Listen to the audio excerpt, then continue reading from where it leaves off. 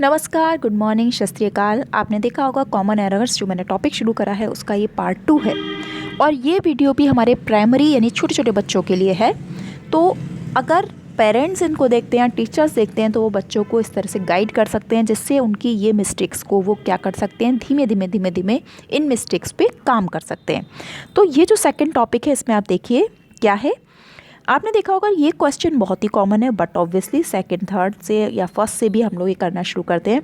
Arrange in column and add. आपने देखा होगा दो तरीके के क्वेश्चंस हम लोग को देखने को मिलते हैं। एक तो सिंपल सा क्वेश्चन होता है कि जिसमें हमें ऑलरेडी नंबर्स को अरेंज करके दे दिया जाता है और हमसे कहा जाता है, जैसे फॉर एग्जांपल 2 3 6 दिया गया, 1 2 लिखा गया, हमसे कहा गया ऐड करिए और राइट द आंसर। इस तरह से बॉक्स बनकर आ गया।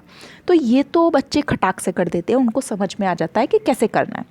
अब प्रॉब्लम क्या आती है जब क्वेश्चन इस फॉर्मेट में आता है, arrange in column and add.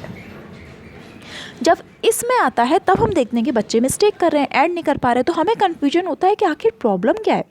जब ये एडिशन तो करना सीख गए ना, तो फिर ये अब क्यों नहीं कर पा रहे हैं। एक्चुअली प्रॉब्लम इस वर्ड में है, अरेंज में।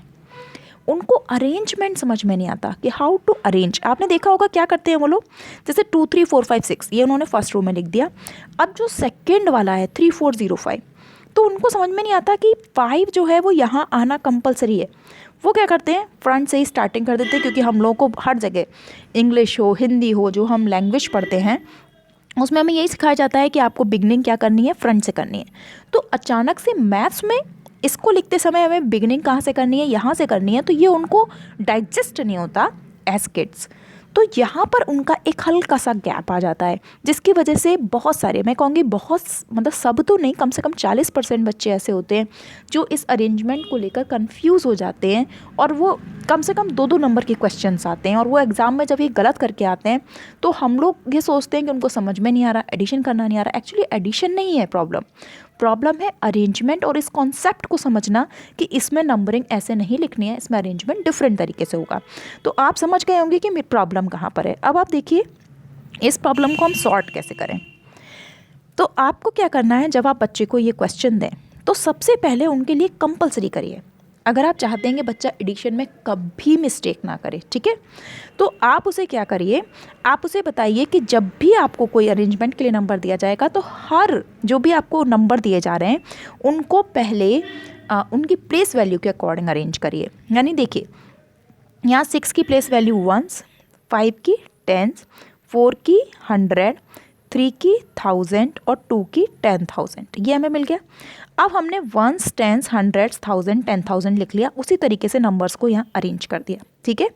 अब हम जब यहाँ लिखेंगे 3405 3405, तो ये क्या हो गया 1s, ये क्या हो गया 10s, ये क्या हो गया 100, ये क्या हो गया 1000। अब 1s के नीचे ही 1s आना है।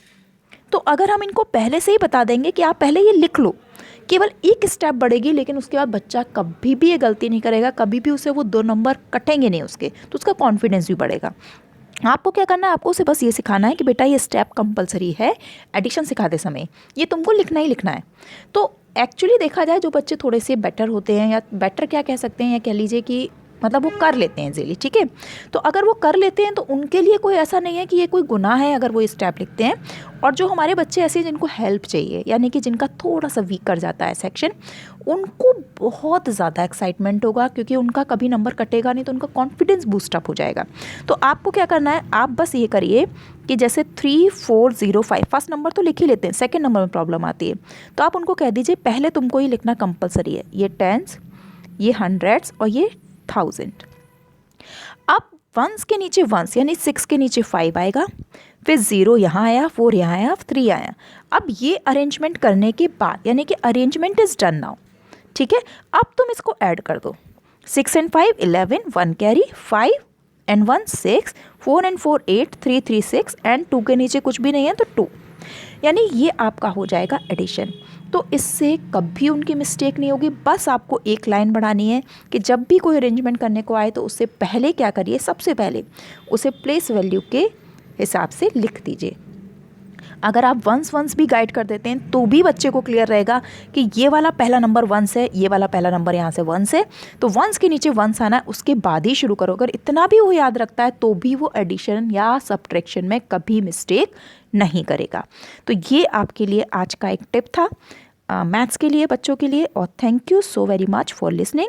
और आप इसी तरह से और भी सारे वीडियोस को फॉलो करते रहिए, तो आपको बच्चों को हेल्प करने में बहुत ज़्यादा मदद मिलेगी। Thank you so very much.